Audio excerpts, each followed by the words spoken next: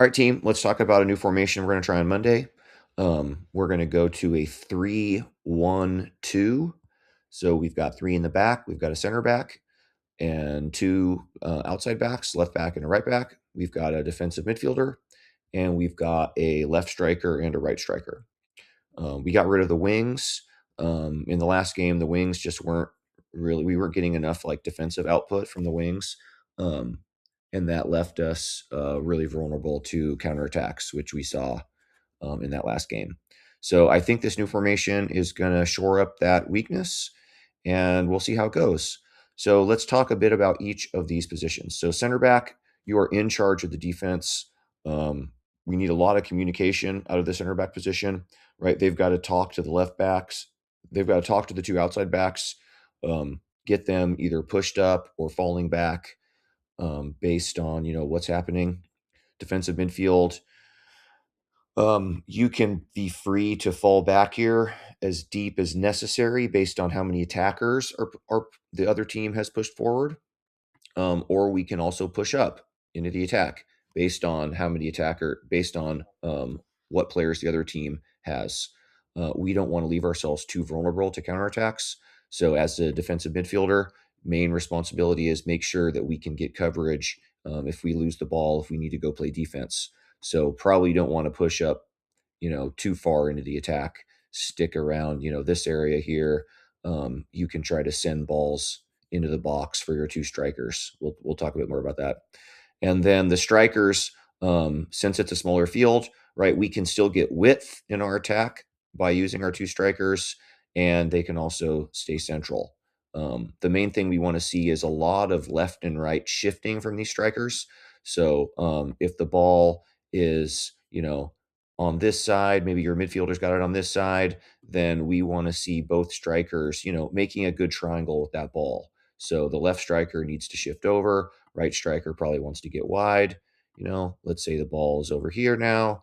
It's going to be the same thing, right? This striker gets wide. The other striker moves in more central.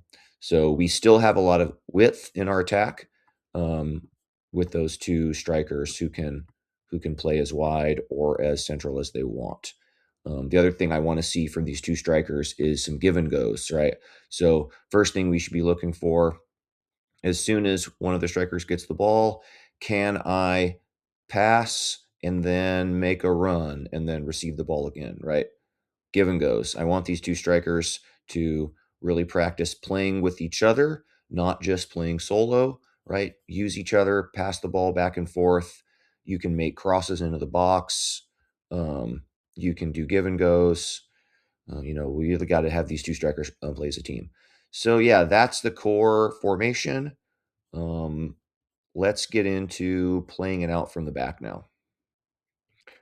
All right, so on our goal kicks, whenever or if our goalkeeper, catches the ball, we can't punt it. So we always have to play it out from the back if it's a goal kick or on a goalkeeper rollout. So we change up the formation a little bit here, right? You see it no longer is the center back in the middle and the defensive midfielder is in front. We're going to have both the center back and the defensive mid. The defensive midfield needs to fall back so that the defensive midfield and the center back are more even, and one's on the left, one's on the right. Doesn't really matter what side you're on. This is so we can make some good triangles here, and both the defensive midfield and the center back are ready to play defense in case we lose the ball here. So how are we going to play out from the back? We want our goalkeeper to we got three options here. We can play the primary option, like the option I want us to take the most is we just do an easy ball to one of our outside backs. Here we can go on the left back. If we play that ball out to the left back, they should be looking to play it wide to the wing. That's most of the time. That's the first thing I want us to look for. Get that ball out wide. If we get the ball wide, if we turn the ball over here, we're not at risk. Also, it's just easier to play the ball wide down the field because their defense is going to be compact. So they're not going to be out here guarding us wide. A lot of teams just give you the sideline. So we can hopefully play the ball wide, get the ball down the field. If, the wide option isn't there, we've got this defensive midfield here or the center back, right? That's going to be the other option. So other option is we can play a pass to one of the midfielders. So that would be, yeah, it coming from the right back, or coming from the left back. The goalkeeper could also play directly to one of, um, yeah, could also play directly to one of the either the midfielder or the center back. They're both kind of in midfielder positions. The goalkeeper can also boot it up to one of the strikers if they want. So that's how we're going to play it out from the back. Um, Let's talk about shifting over a little bit. Shifting. So as soon as the ball gets played to one side, right? If the goalkeeper plays it to the defensive mid or to the left back, wherever this ball gets played on this side, we want everybody to start shifting, right? So this striker needs to start shifting over so they can be um, more involved. The right back needs to immediately shift up here, play some defense in case we turn the ball over. Now this right back is ready to defend. Center back, same thing, shifting over, and we should start to get back into our defensive shape, right, as the ball moves down the field. So let's say we do play the ball wide. Striker takes it down the field. Defensive mids should start to push up now, and the center back is going to um, direct the back three to get back in their shape, right? So now, we're kind of back in our shape. Um, Center back should probably hang back a little bit, get the backs pushed up. Center back can hang back. So yeah, as soon as we are able to play that ball out, probably past the halfway line, we need to get back in our shape. So center back, defensive midfielder, instead of being lined up this way, being lined up vertically, we want to go back to being lined up more horizontally with the defensive mid out in front. So yeah, that's how we're gonna play the ball out from the back. Cool. Third part is adjusting to when we're on the attack and what happens there. All right, here we got our final video. This is how we're gonna, what's our formation look like when we're in the attacking half.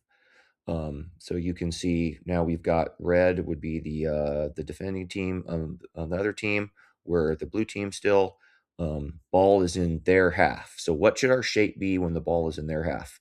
You see we've got our two strikers up here. This striker is just trying to get a pass. Maybe they're ready to make a run in, so we can maybe put that ball in behind. Defensive midfielder is going to hang out around this area, right where that build out line is. That's probably where the defensive midfield wants to hang out. They can go left, they can go right, but they want to stay more central. Don't get too wide. Do not get wide, right? You're a midfielder. We want to stay more centrally here. And then the rest, these left backs and the left back, right back, and the center back, this is largely going to be dependent on how many players the other team has back.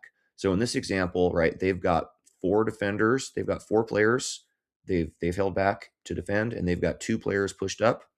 So if they've got two players pushed up, we need to have two players marked up, and then we're going to have one player that's free.